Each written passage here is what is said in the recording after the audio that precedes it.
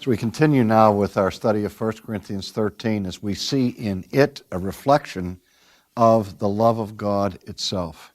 And we are told that love does not envy. In this case, we're getting the way of negation. Now what Paul is telling us is not so much what love is, but rather he's saying what it is not. And love is not envious. I think it's significant that one of the 10 commandments, one of the top 10 sins that God prohibits, is a prohibition against coveting.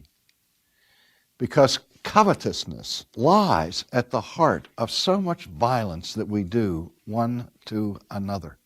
It's out of jealousy, out of envy, that people tear each other apart. I once read an essay on vandalism, saying it was the most vicious form of violation of other people's property. Because what the vandal does is distinguished from the thief. The thief helps himself to somebody else's property.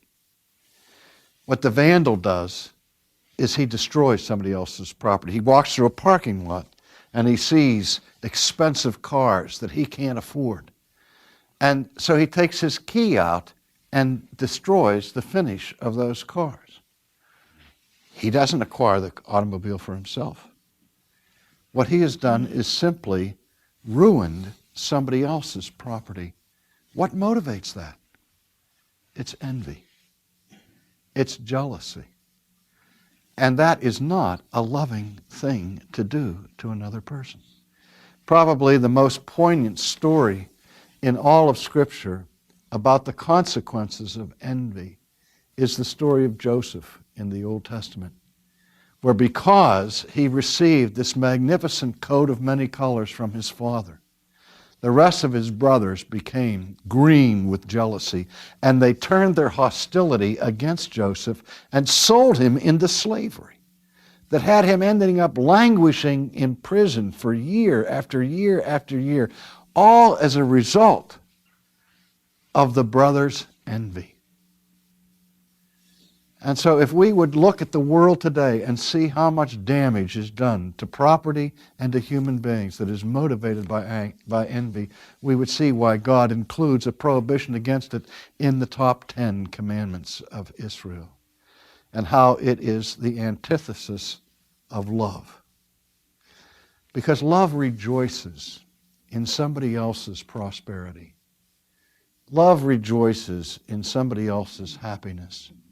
If we love people, we are delighted when we see them receive benefits that even we ourselves failed to receive. And so Paul is telling us what true love looks like. Can you imagine God being envious of anybody or anything? Can you imagine Christ being jealous of anybody? Then he goes on to say, love does not envy, love does not parade itself, is not puffed up, and does not behave rudely. When Jesus spoke to his disciples in Matthew, we have this record of it in Matthew 23, where Jesus said, "The scribes and the Pharisees sit in Moses' seat. Therefore, whatever they tell you to observe it and do it, but do not according to their works. For they say and do not do. For they bind heavy burdens hard to bear and lay them on men's shoulders, but they themselves will not move them with one of their fingers. But all their works that they do to be seen by men. They make their phylacteries broad and enlarge the borders of their garments. They love the best places at feasts, the best seats in the synagogues, greetings in the marketplace, and to be called by men, Rabbi, Rabbi." He is describing here the essence of that group of people who were the greatest enemies of Jesus, who were hypocrites. They were people who were puffed up. We're told that knowledge puffs up, whereas love builds up. But the Pharisees sought an ostentatious display of their status, of their wealth, of their position, of their authority. They loved the best seats in the synagogue. They loved all the pomp and circumstance that went when people fussed over them. And we're all subject to that kind of enticement. But that's not love. Love does not seek its own. Love does not seek the spotlight all the time. And love does not seek an ostentatious display of itself. It does not parade itself as the way Paul speaks of. We're sometimes described as being as proud as peacocks because we see the way the peacock struts and fans its tail feathers with all the magnificent beauty. And I think of myself that what that parade is like a turkey more than like a peacock. If you've never had the opportunity to see a gobbler strut during the mating season, then you've missed one of the most magnificent sights of nature. I'd probably seen 2,000 turkeys in the woods before I ever had the opportunity to see one go into its mating strut, where it puffs itself all up, and the tail feathers come out fanning, and that turkey just walks around like, look at me. Like the old saying, I'm the grandest tiger in all the jungle, I'm the grandest bird in all the woods, is what the turkey does. And goes on a parade for the hen. And in that sense, it's the way we are. We like to be in the parade and to be all puffed up and say, look at me. Paul says that's not what love is about. Love is not puffed up, does not behave rudely. Recently at one of our Ligonier conferences, the story was told by Sinclair Ferguson from Scotland of what had happened early on in England when Queen Elizabeth was still a princess and her sister Princess Margaret were invited out to go to a ball when they were just teenagers, and this was before, of course, Princess Elizabeth became the queen. And the queen mother called the girls into her chambers and said to them, now remember, girls, when you go out tonight and go to the ball, royal manners. Royal manners. I'm reading a book right now written by Jeremiah Burroughs, the Puritan author, on gospel conversations. Or it says his sermons in 1 Philippians 1 that our conversation should be fitting to the gospel. And of course, when he uses the term conversation, he's not talking about speaking with people, one another. It's the old Puritan word for conduct. In other words, the New Testament over and over and over again tells us to have our conduct in such a way that it is fitting to our profession of the gospel. Just as Sinclair Ferguson was talking about when these princesses went to the dance, they were held to a higher standard. They were to be exemplars of court etiquette. By the way, it's the conjunction of those two words, court etiquette, from which we get the root meaning of the term courtesy. Courtesy means court etiquette. And so the Queen Mother reminded the daughters, when you go out in public, you represent the crown. You represent the monarchy. And your manners are to be regal. They are to be the manners of monarchy. Royal manners, girls. And we are children of the King of Kings. And children of the King of Kings are not to be rude. Children of the King of Kings are not to be impolite, but we as Christians are called even to a higher ethic than the daughters of the Queen of England. We are called to supernatural royal manners. So that the apostle says that love, the love of God, agape, does not behave rudely. It does not seek its own. Wow. When I say that I wonder why people love this text so much, when it is so devastating in its critique of our behavior, I'm usually thinking of this aspect. Love does not seek its own. The hardest thing for any Christian, for any person, is to seek the well-being of somebody else above yourself. You know, we live together, we have our families, we have husband and a wife, and the wife wants something, and then I say, well, that's cool that you want that, honey, but I would rather spend the money this way, or I want to do this tonight rather than what you want to do. That's not being loving. To love does not seek your own, does not have to have its own way all the time. But love is sensitive to the needs and the desires of other people. That's what Jesus does. You know, take this cup from me. Nevertheless, not my will, but yours be done, O Father. The last thing I want to do is to seek my own. I want to do your will, not mine. That kind of transcendent display of love is beyond our comprehension, because we are by nature self-centered and selfish. We seek our own interests first, rather than the interest of others. And it takes real love to be concerned about other people ahead of your own concerns. And I think that any Christian can think of times in their lives where they have, in fact, put other people ahead of their own interests and made decisions to help people where they know it would hurt them. I know I've done that. And I know that it's not natural. I know we couldn't do that if it weren't for this love that is shed abroad in our hearts. But even this agape love that is shed abroad in our hearts does not instantly push out of our hearts all of the sinful inclinations and sinful desires that are part of our fallen and corrupt nature.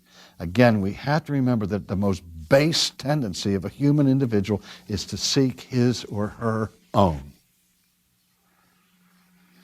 And that's what love is given to vanquish. I've had a friend used to play cards with the guys at the golf course after their golf games, and he always was pleasant. And he enjoyed the camaraderie. He played cards with the guys. Sometimes he won and sometimes he lost. And you never saw any difference in his demeanor when he lost than when he won. Whereas some guys, when they would lose, they'd throw temper tantrums. They'd take the cards and rip them up and throw them across the room. I've seen guys grab ashtrays and smash the walls when they were losing. It's unbelievable. Where this guy would remain unflappable. If he lost, it was okay. And I said to him, I said, Bob, you know, it doesn't seem to bother you to lose. He said, no. I said, why? He says, I win by losing. He said, what do you mean? He said, well, if I lose, then one of my buddies has won. And so they're enjoying the fun of winning. And I can participate in that. I can enjoy it with them. I'm having a good time. It doesn't matter whether I win or lose. And he wasn't just blowing smoke. He really believed that. That he was there to spend time with his friends. And he didn't care, really, who won and who didn't. And you see that sometimes among great athletes, where they say, my job is to perform to my best. But if my opponent wins, I'm going to give him my applause and enjoy and delight in their excitement and fun. There's a saying in golf, every shot makes somebody happy. That is, if you hit a good shot, you're happy. If you hit a bad shot, your opponent's happy. But that's a somewhat cynical view of the matter. And love is to transcend that, as we are to rejoice with each other's prosperity and successes. Love is not provoked. What does that mean? It means love does not have a short fuse. Love is not ill-tempered. It was told to me by some counselor once that everybody has in their personality landmines. And that is things about which we're particularly sensitive or explosive, where you can see somebody's very calm and easy to get along with, and you're walking around their lives, and then all of a sudden, boom, they go off. And you say, I just stepped on a landmine here. I didn't know it was there. Well, some people have personalities and character development in such a way that there are very few mines buried in their field. You can walk through their field for years and years and years and never step on a mine. There are other people, and you know people, that you need a compass to walk around them. You walk around them like on eggshells because everywhere you turn, you're likely to step on a mine. Okay? Because these people are easily provoked. They're ill-tempered. And I remember, frankly, before my conversion, I had a really bad temper. I was a hothead, and in my senior year in high school, we had 10 baseball games during the season. I was thrown out of 3 of them for arguing with umpires. The umpires were wrong, but I argued way too vociferously and had a seat on the bench, and because I lost my temper. I think the greatest change that I saw in my own behavior at my conversion was that. That's where I felt the greatest amount of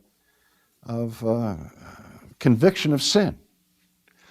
And so much so that I just saw that as the supreme virtue, as never to lose your cool, never to blow up and blow your stack. And of course, my wife knew me before my conversion, and she knew me after my conversion. And we had been married 10 years, and one day we were having a disagreement in our kitchen, and I had a glass of water in my hand. And the disagreement began to be serious, because I would say to her, this is not fair, because there's nobody in this world that can light my fuse like you can. You know all of those points where I'm vulnerable and stuff, and at the same time, there's nobody that I care about more in this world, so that there's nobody that can upset me more than you can. And so we're having this discussion, and finally I got so mad, I took that glass and I threw it against the wall.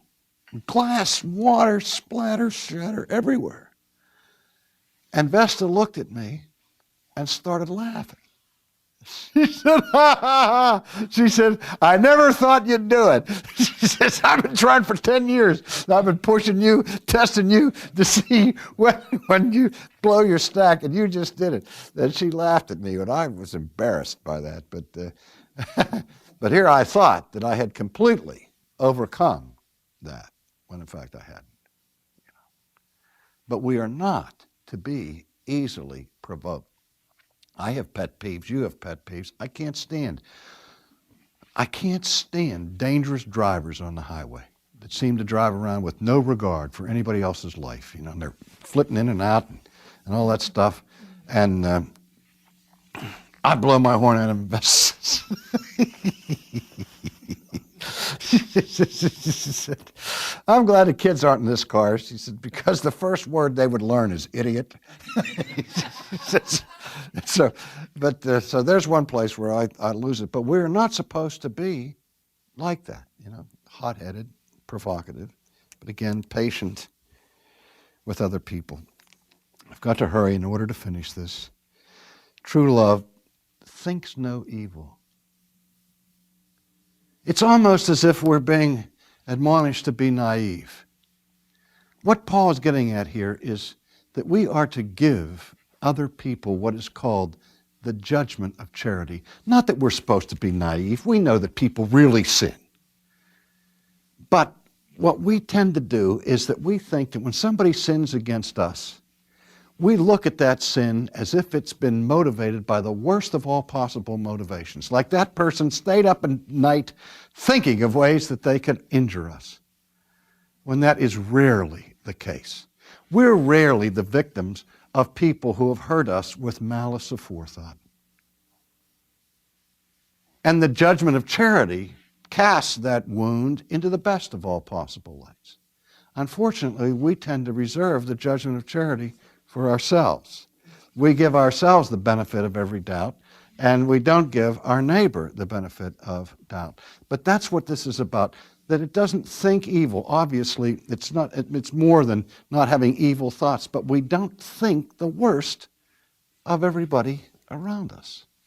We may be naive, but it is better to err on the side of naivete than on the side of slander. Love does not rejoice in iniquity, but rejoices in the truth. You know, Paul tells us in Romans 1 that our sin as human beings is not only that we commit sins, but we encourage other people to join us. And we rejoice when we see sins being committed because it somehow excuses us. True love rejoices in the truth, not in iniquity. And finally, Paul says that love bears all things, believes all things, hopes all things, and endures all things. Love is the substance that makes it possible for people to persevere, for people to bear, to continue to bear and endure things, to continue in hope, to continue in faith. And he says, love never fails. Prophecies fail. Tongues will cease. Knowledge will vanish away. But love does not fail. Now we know in part, then we will know fully, even as we are known. And he finishes this by saying, when I was a child, I spoke as a child. I understood as a child. I thought as a child. But when I became a man, I put away childish things. Now we see in a mirror dimly, but then face to face. Now I know in part, but then I shall know just as I am also known. He's calling us to maturity as a Christian. I don't know how many times I hear people saying, God wants me to have a childlike faith. Well, there's a sense in which that's true, but so many people see that as meaning, I don't have to grow. I don't have to search the Scriptures. I don't have to seek to become mature in my faith and in my understanding. I can remain a milk drinker forever. There's a difference between being childlike and childish. Paul said, when I was a child, I behaved like a child, spoke like a child, thought like a child, responded like a child. Then I became a man. When I became a man, it was time to put away childish things. And he's calling us to a mature manifestation of love. Finally, he says, faith, now abide faith, hope, and love. This classic Christian triad of virtues, faith, hope, and love. These three. But the greatest of these is love. Because this is the gift, this is the fruit that most clearly reveals the character of God Himself.